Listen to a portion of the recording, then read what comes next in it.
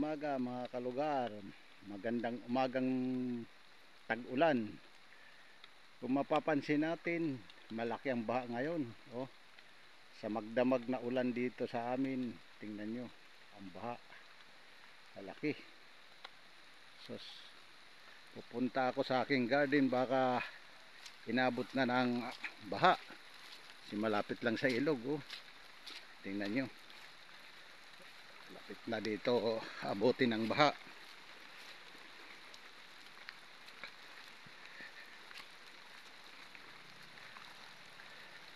Sana tumigil na itong ulan. Baka abutin ang aking mga tanim. Delikado. Sayang, di ba? Sayang pinaghirapan katapos anuhin lang ng baha. Ito dito yung malaking kalugian ng mga magsasaka. Malapit lang kasi sa ayaw no, abot na hanggang doon. Sabihin may konti nang pumapasok, konting baha pa, abutan na ako. Ayan, ang katindi, laki ng baha. Lumalaki na galing doon, umuulan pa, lakas ng ulan. Oh. So, tingnan nyo.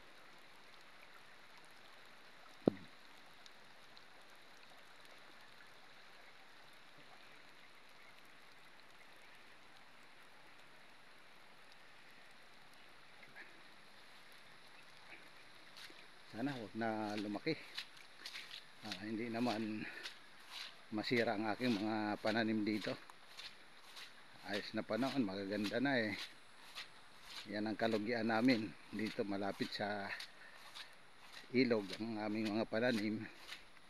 Kaya lumalapit kami sa ilog dahil nga ano yung pandilig, malapit sa pandilig. At saka itong lupa namin na ginawang kong taniman malapit sa ilog.